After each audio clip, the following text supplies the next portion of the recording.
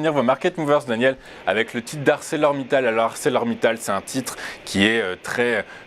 corrélé à l'évolution de la croissance mondiale et aux perspectives de croissance mondiale. On sait que même si les principaux instituts et bancaires économiques ont revu à la hausse leur niveau de croissance mondiale, ça reste quand même malgré tout un peu faiblard. Est-ce que, pour plusieurs raisons, et on ne rentrera pas dans le détail maintenant, mais du coup, par la force des choses, la baisse sur le titre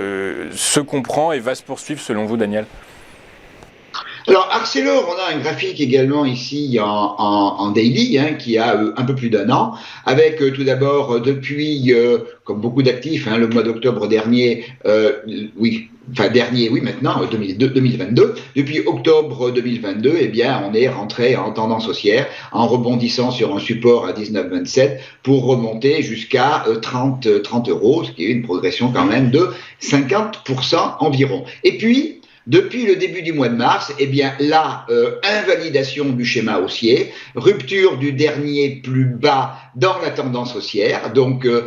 invalidation de cette tendance haussière, et on voit que depuis, eh bien les cours sont d'une manière extrêmement propre, c'est pas fréquent, extrêmement propre, engagés dans un schéma qu'on appelle un biseau baissier, donc un schéma de baisse, mais un schéma où le rythme de baisse est en train de s'affaiblir. Alors, on est actuellement certainement à une croisée des chemins dans des zones entre 21,70 et 22,10 qui a été la clôture d'hier soir, qui est un niveau qui est tout à fait important puisque c'est à la fois un niveau de polarité, c'est-à-dire un niveau qui a fait résistance au mois de juillet l'année dernière, puis support en octobre, puis résistance en octobre, on l'a franchi, on est revenu le tester en novembre, donc ce niveau de 21,75, c'est une zone très importante de polarité et c'est également actuellement le passage de la branche basse du biseau baissier. Donc, actuellement, on est donc autour de cette zone, autour du bas du biseau. La logique serait un rebond. Un rebond vers où? Eh bien, vers une zone à 23,48 euros, qui est, elle, la zone que je qualifierais de déterminante vers le haut, à savoir à la fois, eh bien, le passage de la branche haute de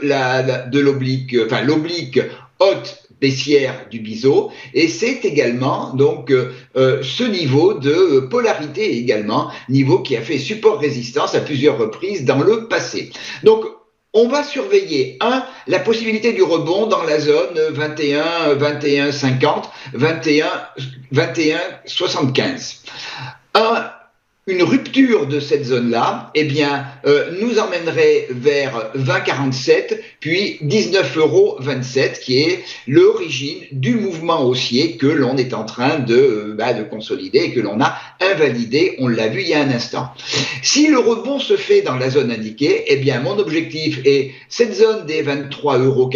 qui va être dans les jours qui viennent le passage donc de cette oblique baissière, mais de toute manière, il faudra franchir 24,16, qui est le dernier plus haut dans la tendance baissière pour invalider le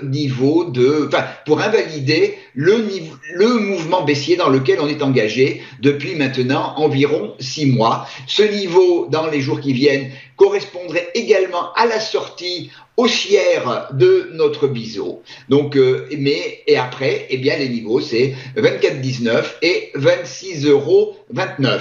Le schéma d'un rebond temporaire